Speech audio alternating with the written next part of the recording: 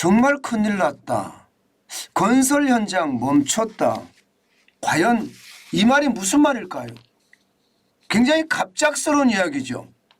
뭐 지금 파업하는 것도 아니고, 그렇다고 뭐 건설 현장에 심각한 문제가 터진 것도 아니고요. 그런데 건설 현장이 멈췄습니다. 그것도 말입니다. 어마어마하게 말입니다. 그 이유는 바로 여기에 있습니다. 시멘트 파동이요. 시멘트 파동 때문에 공사가 중단되거나 지연된 사업장이 굉장히 많아졌다는 뜻이에요.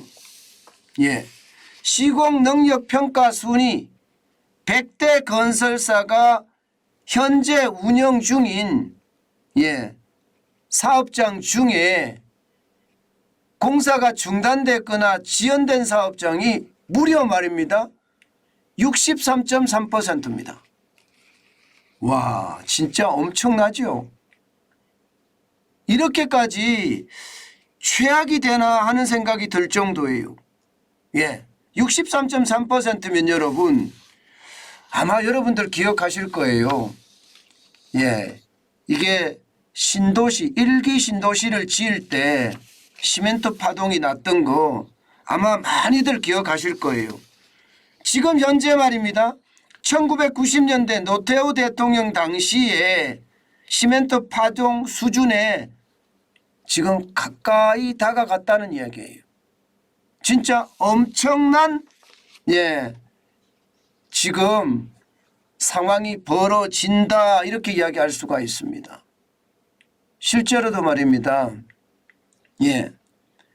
시공능력 평가순위 100대 건설사 기준으로 전체 공사 현장은 154개입니다.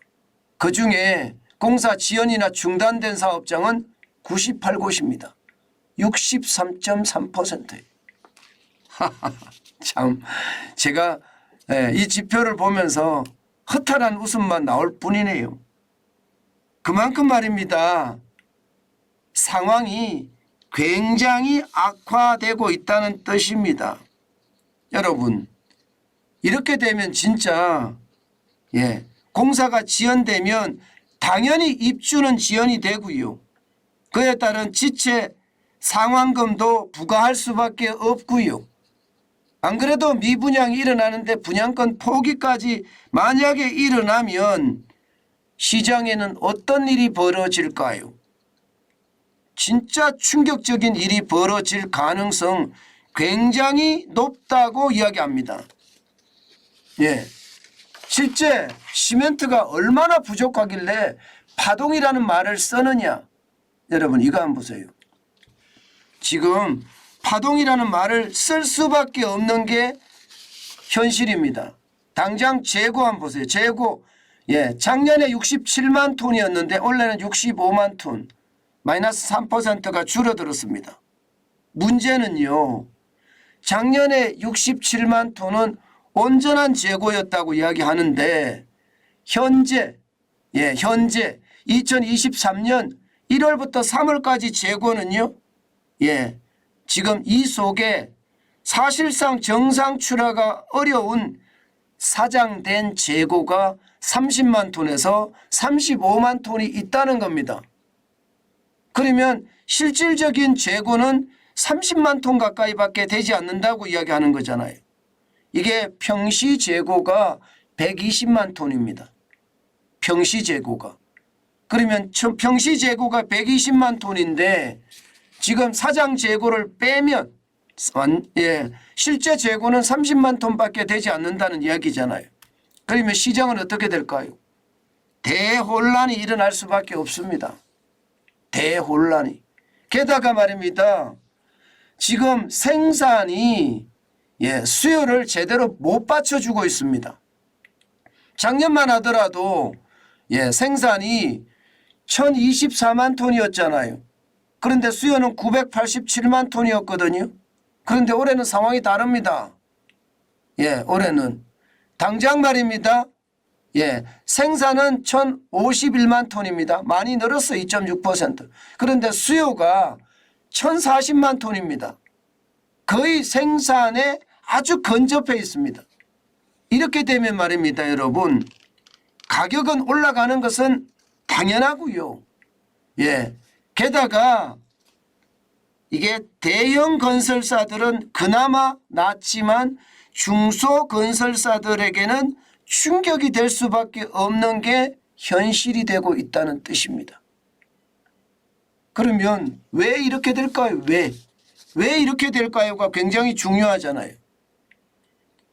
사실 이 건설 현장에 쉽게 말하면 파업의 후폭풍 또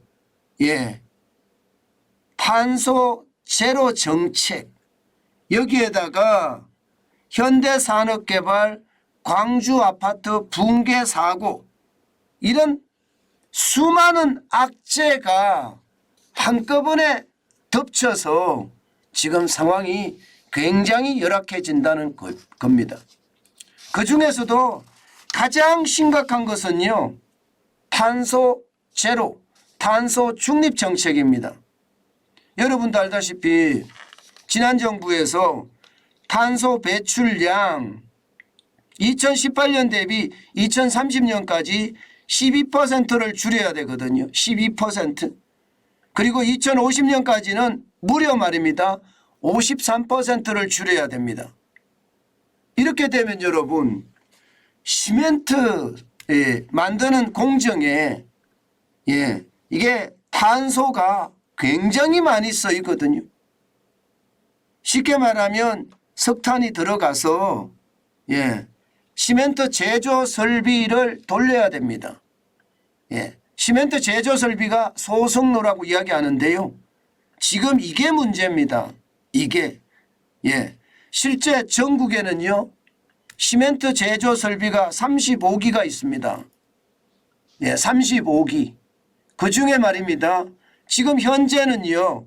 32%가 줄어들어서서 11기가 이제 곧 보수에 들어갑니다. 11기가.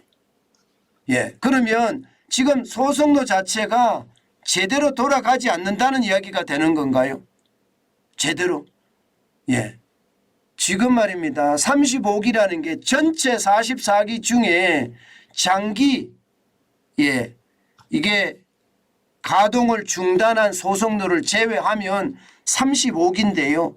이 35기 중에서도 11기가 12월까지는 지금 30기가 돌아가지만 이제 3월에 들어가면 기본적으로는 11기가 이게 정비에 들어갑니다.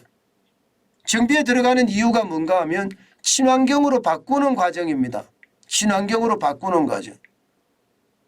이렇게 되면 여러분 심각한 상황이 올 수도 있다는 게 지금 현장의 이야기입니다. 그러다 보니까 말입니다. 이게 수도권은 당연하고요. 전국의 사업장 중소건설사의 사업장은 공사 지연이나 중단이 되는 것은 어쩌면 벌써 시작이 됐고요. 대형 건설사의 대형 공사장까지도 시멘트 공급 대란의 조짐이 현재 보이고 있습니다. 지금 이것을 보면 여러분 진짜 심각하다 이렇게 이야기합니다. 업계에서는요. 건설업계는 건설업계대로 시멘트 업계는 시멘트 업계대로 너네 때문이다 하면서 니탁 공방이 굉장히 심하기는 한데요. 중요한 것은요. 총체적으로 왔다는 겁니다. 시멘트 노조의 파업도 물론 거기에 큰 역할을 했고요. 또 아파트가 붕괴되면서 거기에 대한 어떤 상황도 굉장히 심각하게 왔고요. 여기에 탄소 중립 정책 자체가 너무 무리하게 추진하는 바람에 시장은요. 대혼란을 지금 겪고 있습니다. 이대로라면요. 예상했던 것보다가 더 심각한 상황으로 발전될 수 있다는 게 시멘트협회의 이야기입니다.